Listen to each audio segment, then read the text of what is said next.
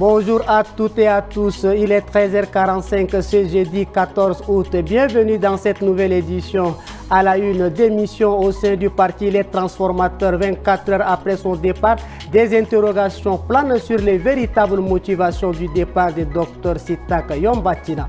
Le désormais ancien vice-président du parti a donné ses raisons ce jeudi devant la presse. Le paludisme, le Tchad intensifie la lutte avec une campagne de démoustication. Le ministère de la Santé publique et de la Prévention, à travers le programme national de lutte contre le paludisme, a donné ce mercredi 13 août à N'Djamena le coup d'envoi de la campagne de démoustication. Reportage à suivre également dans ce journal.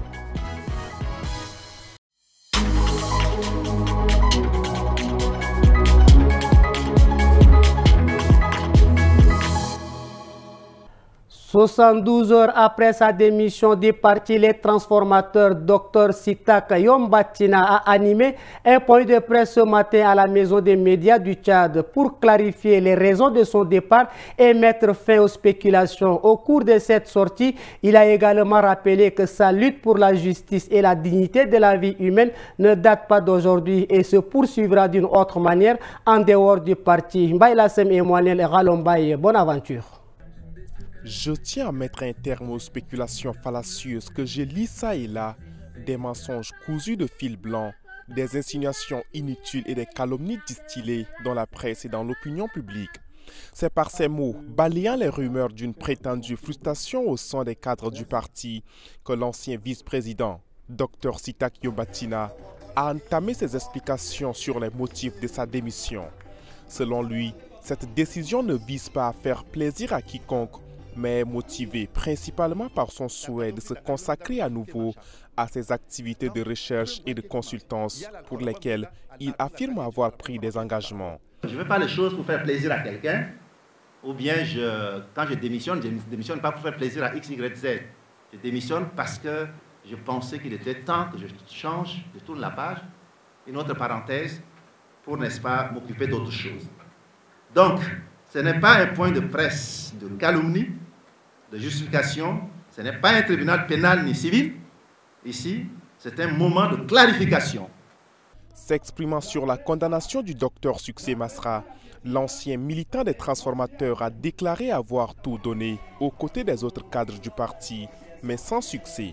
Selon lui, le dernier mot revient à Dieu, source de justice, et en second lieu au président de la République, garant de l'unité nationale et du corps social. Sous une pluie fine, le ministère de la Santé publique et de la Prévention, à travers le programme national de lutte contre le paludisme, a donné ce mercredi 13 août à N'Djamena le coup d'envoi de la campagne de démoustication. La cérémonie organisée au stade de Paris-Congo dans le 6e arrondissement s'est déroulée en présence des autorités sanitaires municipales et des partenaires techniques. Aimé Dolinassou, Boyom Krios était sur place. Pulvérisateur manuel, dorso-motorisé, nébulisateur ou encore dispositif monté sur véhicule, tout est prêt pour la pulvérisation intradomiciliaire dans les 10 arrondissements de la capitale. Cette opération vise à éliminer les moustiques à la source pour réduire la morbidité et la mortalité liée au paludisme. Cette collaboration que nous avons avec les communes, je pense que pendant longtemps, nous avons lutté seuls, chacun de son côté, contre le paludisme. Les communes de leur côté, le ministère de la Santé de son côté également. Mais ce climat de multisectorialité qu'on est en train de créer en ce moment est vraiment un présage d'une lutte qui va donner des résultats pour un Tchad sans paludisme. Le maire de N'Djamena appelle, lui, les habitants à accueillir et faciliter le travail des équipes. Pour cette campagne, plus de 1400 agents de la Croix-Rouge seront déployés sur le terrain. À Sar, une soixantaine de journalistes et de jeunes leaders communautaires participent depuis mercredi à un atelier sur la communication non violente. Objectif, mieux gérer l'information et diffuser des messages de paix dans les provinces du Moyen Chari et du Mandoul. Reportage Farel Brian Dokula. Pendant 2 jours, ces participants vont plancher sur la communication non violente, la gestion de l'information et la diffusion de messages de paix. Une initiative inscrite dans le projet d'appui à la promotion et la protection des droits humains au Tchad. Pour la médiature de la République, il ne s'agit pas seulement d'acquérir des techniques, mais aussi de prendre conscience d'une responsabilité collective, combattre les discours de haine. Le contexte actuel du Tchad est marqué par des mutations sociopolitiques et sécuritaires qui exigent de nous une vigilance accrue pour préserver la cohésion sociale. La stabilité de notre pays dépend en grande partie de la capacité de ses acteurs à dialoguer avec respect, responsabilité et dans un souci de paix. Dans cette perspective, vous, jeunes leaders communautaires et journalistes, jouez un rôle stratégique d'une grande importance. Vous êtes les voix qui façonnent les discours publics, influencent les perceptions et qui peuvent contribuer à désamorcer les tensions ou au contraire les exacerber. Même message pour Aïchatou Garba, représentant le Haut Commissariat des Nations Unies aux droits de l'homme. S'attaquer aux causes profondes des discours nocifs, protéger les droits humains, préserver la cohésion sociale. Le délégué général du gouvernement auprès de la province du Moïchari, Abderrahmane Ahmad Bargou, appelle lui les participants à devenir des relais fiables de l'information. Écouter, dialoguer, transmettre des messages justes pour construire la paix. Je vous invite donc à tirer le meilleur de cette formation, à faire vivre ces principes dans vos actions quotidiennes et à devenir de l'acteur actif de la paix dans nos milieux respectifs. Votre engagement est essentiel pour bâtir une société plus juste, inclusive et harmonieuse, où chaque citoyen se sent écouté, respecté et protégé. Cette formation qui s'achève demain réunit 60 participants, 30 journalistes et 30 jeunes leaders communautaires. Dans le Mandoul, autorités, cadres administratifs et partenaires se sont réunis ce mercredi pour valider le plan provincial de développement sanitaire, un document stratégique qui fixe les priorités de la santé publique jusqu'en 2030. Reportage d'Alex Loubadjo d'Assimbaye.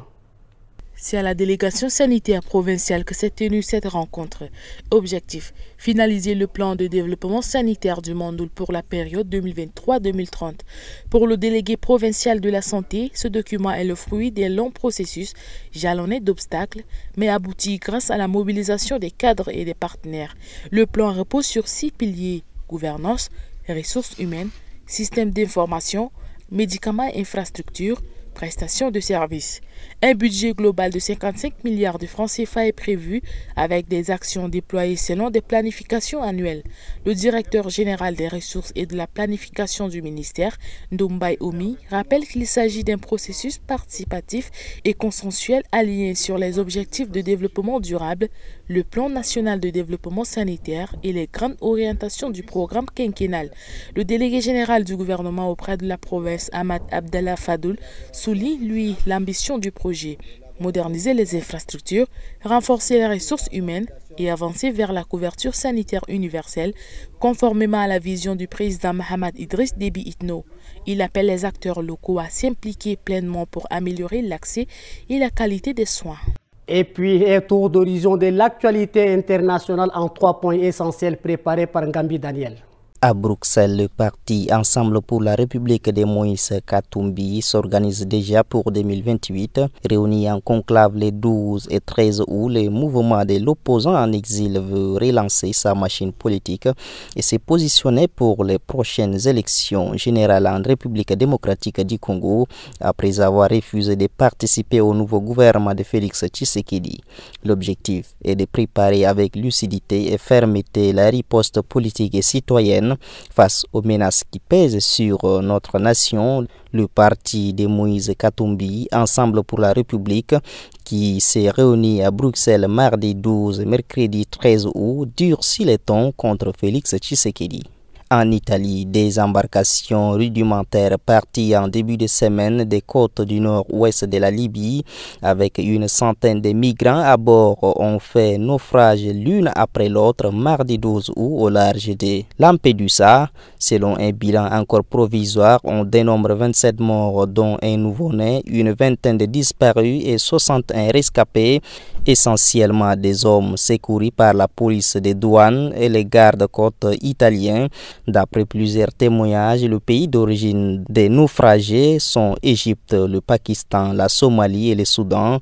Tous les rescapés ont été pris en charge dans le centre d'accueil de Lampedusa par une équipe de médecins, de psychologues et de médiateurs culturels. La première ministre Giorgia Meloni a fait part sur X de sa stupeur et de sa compassion face aux dizaines de personnes mortes et elle a réitéré l'engagement de son gouvernement dans la lutte contre les trafiquants de migrants pour stopper les départs illégaux. Pour finir, la Convention nationale en Afrique du Sud doit débuter vendredi 15 août à l'Université de Pretoria, réunissant différents acteurs de la société pendant des jours pour faire l'état des lieux des préoccupations. Et c'est avant un grand dialogue national voulu par le président Cyril Ramaphosa. Mais depuis quelques jours, les critiques FUS et des fondations respectées ont quitté l'organisation de l'événement. 7 fondations notables du pays ont même quitté l'équipe d'organisation de cette première convention. Ce sont des fondations très respectées dans le pays qui portent le nom d'activistes anti-apartheid comme Olivier Tambo ou Desmond Tutu, mais aussi celles dirigées par l'ancien président Thabo Mbeki. C'est la fin de ce journal. Merci de votre fidélité. Excellente suite de programmes sur notre antenne.